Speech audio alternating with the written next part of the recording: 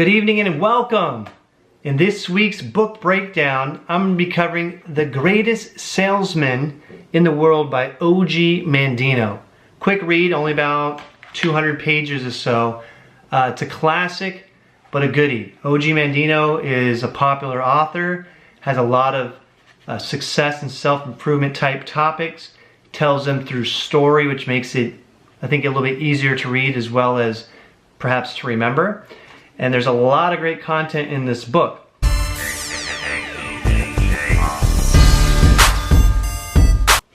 If you're somebody who wants to become a good salesperson or a leader or a business person, this book is definitely for you. The Greatest Salesperson in the World. And think about this. Grant Cardone always talks about it. Sell or be sold. Everything in life is sales. Whether you're trying to get a date, get somebody to marry you, go to the movie you want, eat the food you like, say yes to you, say no to you, give you a raise, give you a job, be your client, etc., etc., etc. It's all a sale. So I think this book is actually for everybody. So let's jump into some of the quotes and some of the things that really stood out in this book for me. And I would encourage you guys, if you fit the profile of what I just described, to go pick up this book. All right, so starting off, we have, if I can find the page. Often have I heard you say that no other trade or profession has opportunity for one to rise from poverty to great wealth than that of a salesperson. That's the allure of sales. It could take people without degrees, without much experience, or even people with degrees and experience, from where they're at today to a mountaintop if they get great and master the art of the sale. This book is told by a person who's poor, goes and seeks out one of the wealthiest people in the world where he was living, and that person was a master salesperson and created great wealth and gave back a lot of money, and this person was getting wisdom from them. So this book is the wisdom from that greatest salesperson. He says, "No, my son, do not aspire for wealth and labor not only to be rich, strive instead for happiness, to be loved and to love, and most important, to acquire peace of mind and serenity." The teacher continued to persist. But these things are impossible without gold. Now this is a student. The student says, these things are impossible without gold. Who can live in poverty with peace of mind? How can one be happy with an empty stomach? How can one demonstrate love for one's family if he is unable to feed and clothe and house them? You yourself have said that wealth is good when it brings joy to others. Why then is my ambition to be wealthy not a good one? Poverty may be a privilege and even a way of life for the monk in the desert, for he has only himself to sustain and none but his God to please. But I consider poverty to be the mark of a lack of ability or lack of ambition. I am not deficient in either of these qualities. So the book goes on to talk about that. Great thinking, great questions. For it is not an easy lot you have chosen. Truly, many times have you heard me say that the rewards are great if one succeeds, but the rewards are great only because so few succeed. Many succumb to despair and fail without realizing that they already possess all the tools needed to acquire great wealth.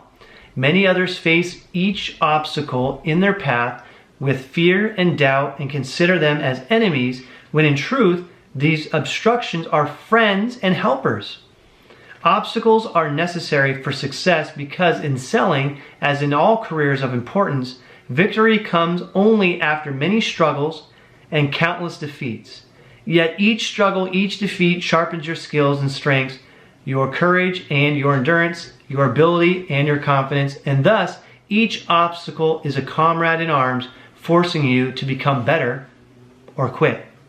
Isn't that so true? You know, I've been networking and talking with a lot of other business owners in lots of professions, and they all have that story of doubt and fear and struggle, but now they're getting through it or past most of it.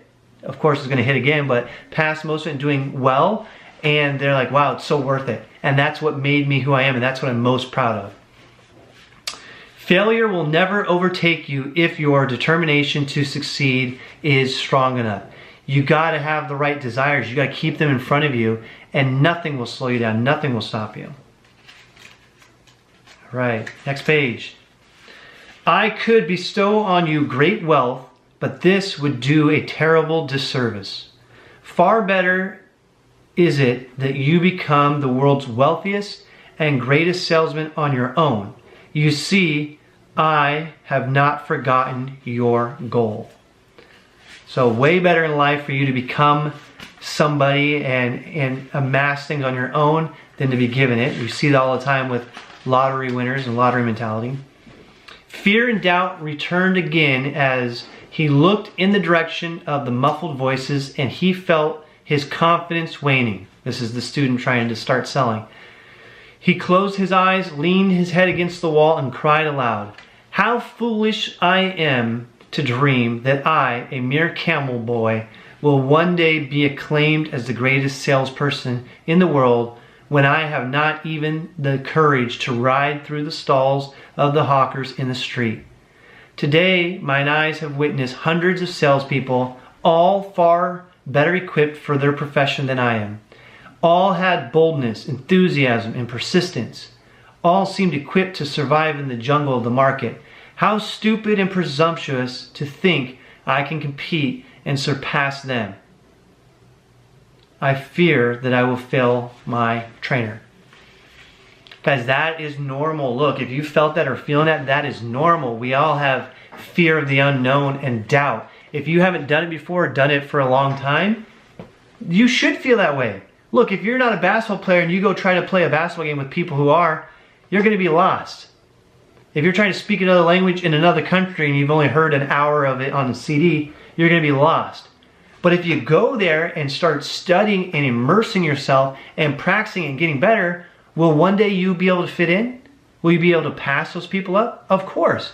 So then you got to choose, well, which areas of my life do I want to put that much time and effort to get better in and surpass people? Which ones have the biggest payoffs to make me the happiest, and go for that. And this book happens to be for the people who want to make sales their career, or a business where usually as a business owner, CEO, or leader, you are doing a lot of sales internally and maybe externally. Okay, so let's look at the meat of this book here. You're going to want to go pick it up and follow the instruction here. But here's what it does. The wealthiest, the successful person has 10 scrolls. You know what a scroll is, right? A long list with a lot of words on it. That a person is supposed to read 3 times a day. When they wake up, after lunch, before they go to bed, to themselves for 30 days. So creating a really good disciplined habit. Why? Repetition is the mother of all learning. You, me, all of us have to reprogram the way we think so that we're thinking on a higher level, on a positive vibe, on a confident vibe, on a level that brings us to our dreams and our goals, then drags us down in the crab pot. So by doing this and these words, the author here, or the person that was featured in the book, this is their major key to success. All right. Now I'm going to give you 9 of the scrolls headings, but imagine 3, 4, 5 pages of details that explain that and get you really programming that into your mind. And if you like that, go pick up the book, and I'll put a link in the description below. So the first one, I will greet this day with love in my heart.